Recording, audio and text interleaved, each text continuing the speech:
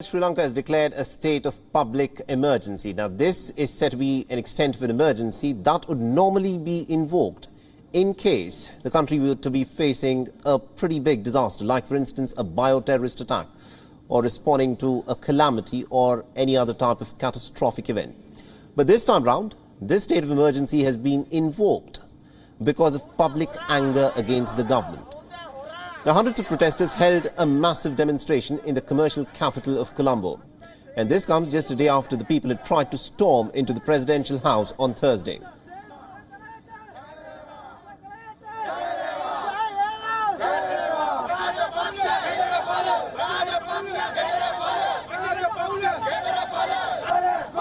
Now, with a very severe economic crisis unfolding in the island nation, the people demanded that Gotabaya Rajapaksa must resign for things to improve. Now, the government, of course, resorted to using stuff like tear gas and water cannons very liberally to disperse the demonstrators.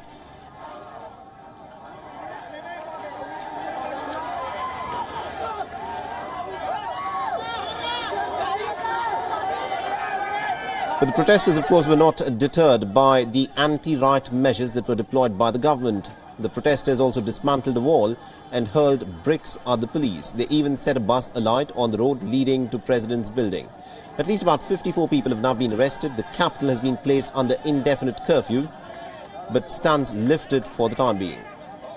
After the protesters were dispersed, the President's office released a statement stating that the chaos had been organized by certain extremist elements. It said, and I quote, "Many of those who are involved in the violence have been arrested, and many have also been identified as organized extremists. They have spearheaded the protest, calling for an Arab Spring in Sri Lanka."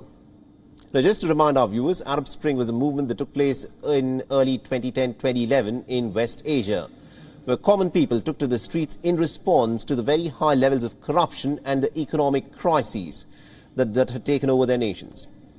Now, Sri Lanka's market has had the worst weekly fall ever. The losses have extended into the fifth straight session. It's been a bit of a bloodbath at the Colombo Stock Exchange, and the dwindling foreign reserves have put pressure on the monetary system. The population of about 22 million is heavily dependent on imports. Much of the food and other essential supplies in Sri Lanka are imported. So to import food, Sri Lanka essentially needs dollars. And this is where Sri Lanka seems to have completely run out of the foreign exchange reserves that it needs to buy the essential commodities. Currently, the foreign reserves are depleting at an alarming rate. In the last 2 years, foreign reserves have fallen by almost about 70%.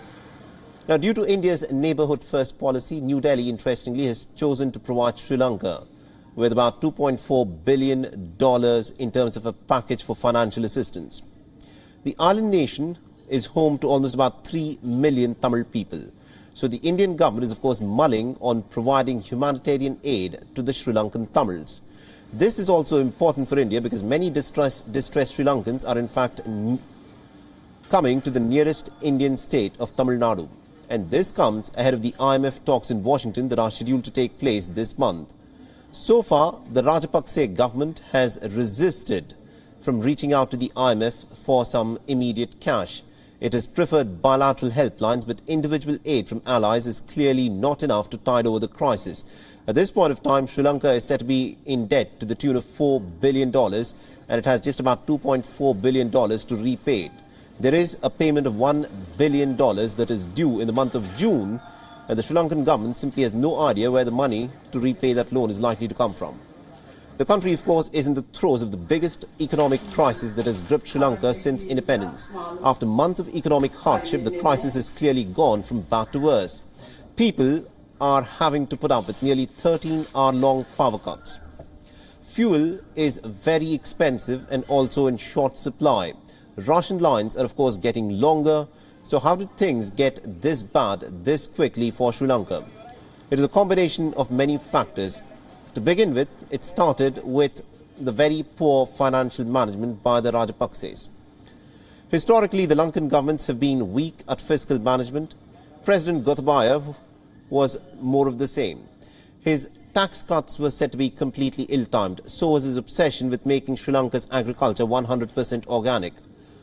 The final nail in the coffin was, of course, the COVID-19 pandemic.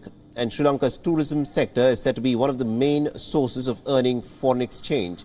It accounts for almost about 10% of the nation's GDP, and like most countries during the pandemic, Sri Lanka's tourism sector was also hit really hard.